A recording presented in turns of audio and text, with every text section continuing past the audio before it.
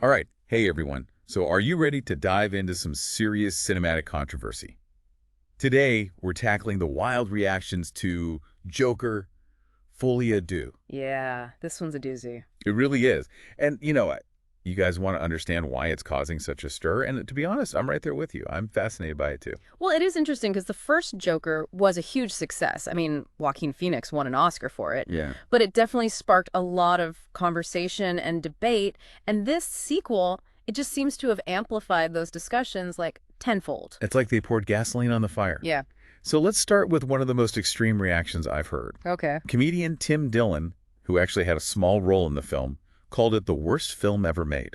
Wow. He even told this story on Joe Rogan's podcast about how, during filming, the actors felt completely lost. Like they weren't even sure if there was a plot. Now, knowing Tim Dillon and his style, very much exaggeration, dark humor, Yeah. that worst film ever statement, it could be hyperbole. But, even if it's exaggerated, there's got to be a kernel of truth there. It's just so fascinating to me that his disdain isn't isolated. No, it's not just Dillon. Paul Schrader, the guy who wrote Taxi Driver, he walked out of Folie Deux after like 20 minutes. And Taxi Driver, I mean, come on, that's a classic. It explores a troubled protagonist, just like Joker. Exactly. So for him to walk out that early, it makes you wonder, did this sequel totally miss the mark? What could be so drastically different? That is the million-dollar question. But before we get too deep into analyzing what might have turned Schrader off, let's flip the script. Quentin Tarantino, the mastermind behind Pulp Fiction, absolutely loved it. Oh, really? It was like I really got caught up into it. Those were his words. Wow. It's almost like we're talking about two completely different films here. But, if you think about Tarantino's style, his signature, stylized violence, unconventional storytelling, it kind of makes sense that he'd appreciate it. He's also praised Joaquin Phoenix's performance and Todd Phillips's directing. He likes that they're willing to embrace a certain messiness in their work. Messiness. Like that. What do you mean by a messy film? Well, think of movies that break the mold. They don't follow those typical Hollywood formulas. They might be chaotic, unpredictable, even jarring at times, but that's what makes them so interesting. They challenge the audience, and they really stay with you long after the credits roll. So maybe Joker, Folie Deux, falls into that category. But does that mean it's only for a niche audience? Folks who, like Tarantino, appreciate a bit of cinematic chaos. That's a great question, and to answer it, I think we need to consider another perspective. Yeah. One that's, well, not even from the film world. Oh, intrigue. I'm all ears.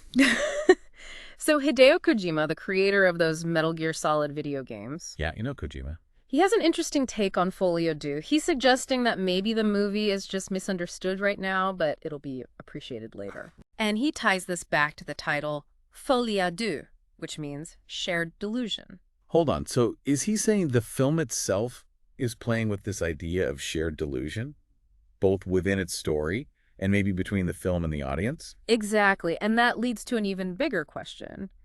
Are there films that are just, ahead of their time?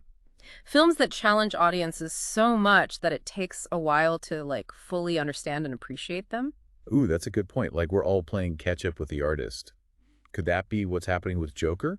Folie Deux. Is that why people are having such strong, different reactions? Some get it, and others are just totally thrown off. It's possible, and it wouldn't be the first time a film has divided critics and audiences only to be reevaluated later. Think about Blade Runner or 2001, A Space Odyssey. Yeah. Initially, they got mixed reactions. Some were even pretty harsh, but now they're considered classics. Okay, so we've got this range of reactions from worst film ever to misunderstood masterpiece. But what about the film itself? Is there something in its style or themes that could be contributing to these extreme reactions? Well, remember Tarantino's messy film idea? He mentioned Joker.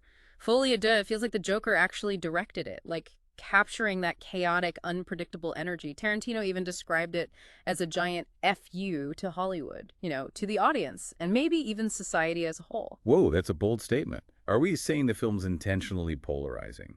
A deliberate choice to provoke and challenge? Kind of like the Joker himself. That's a really interesting thought. It would definitely fit the Joker's character, his desire to disrupt, to dismantle societal norms.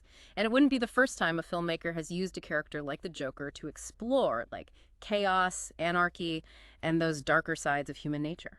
So if we're looking at it that way, maybe the extreme reactions are part of the experience. The film wants to make us uncomfortable, to force us to confront our own perceptions and biases. Absolutely. And if that's the case, then the folie deux, the shared delusion, might not just be between the characters, but between the film and the audience. We're all in this dance trying to make sense of what we're seeing and feeling. Okay, so how do we even start to untangle this puzzle?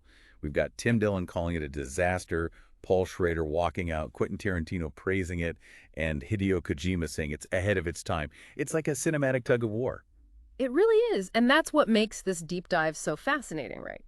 We've looked at opinions from some of the most creative minds in entertainment, and each one sheds light on a different part of the film, a different way of interpreting what it's trying to say. This is making me think about that whole auteur theory, the idea that a film is ultimately a reflection of the director's vision. That's a great point. And with Todd Phillips directing, are we seeing his personal commentary on things like fame or society, or even on the legacy of the Joker himself? Because this is not your typical comic book movie. Oh. It's dark, it's psychological, it's definitely pushing boundaries. It is. And maybe that's why it connects with some viewers on such a deep level. It's not just entertainment, it's art that makes you think and even argue about it. All right, so we've heard from these big names, but what about the average moviegoer? What should someone who's just hearing about this film for the first time take away from all this? I think the biggest takeaway is that Joker, Folie Deux, demands an opinion. You can't just passively watch it. It forces you to engage, to think, to react. Like a Rorschach test for your brain, right? Yeah. What you see in it reflects your worldview. Exactly. And that can be a powerful thing. It's not always about being entertained or even agreeing with what you're seeing. Sometimes the most valuable art is the art that makes you uncomfortable, the art that forces you to confront your own beliefs and assumptions. So after this deep dive, I have to ask, are you more or less interested in seeing Joker, Folie Deux, for yourself? Honestly, I'm leaning more towards intrigued. Hearing all these different takes, it's like this film is a gateway to a bigger conversation about art and, how it affects us. Yeah, that's it. It's not just about if you like the film or not. It's about what the film makes you think about, what it shows us about our culture, about ourselves. So to our listener, if you're feeling kind of lost with all these opinions flying around, don't sweat it. There's no right or wrong answer. Just dive into the madness and see what you find. You might end up agreeing with Tim Dillon, or maybe Tarantino's energy will sweep you away. Maybe you'll see it as like a misunderstood masterpiece, like Kojima said. Or maybe you'll find something totally different. And that's what's so cool about it. This isn't a film that tells you what to think. It invites you to figure it out yourself. It really does. It shows the power of art to, move us, to challenge us, and to stick with us. This whole conversation has made me realize Joker, Folie Deux, is more than a movie. It's an experience, like a conversation starter, maybe even a cultural phenomenon. It certainly sparked a fascinating dialogue about art, interpretation, and how cinema reflects and challenges what's considered normal in society. And that, my friends, is what a good deep dive is all about. We've gone past the surface, explored different viewpoints, and hopefully left you with more questions than answers. Joker, Folie Deux, is a film that demands to be seen, talked about, and debated. So go out there, form your own opinions, and keep those conversations going. Until next time, keep diving deep.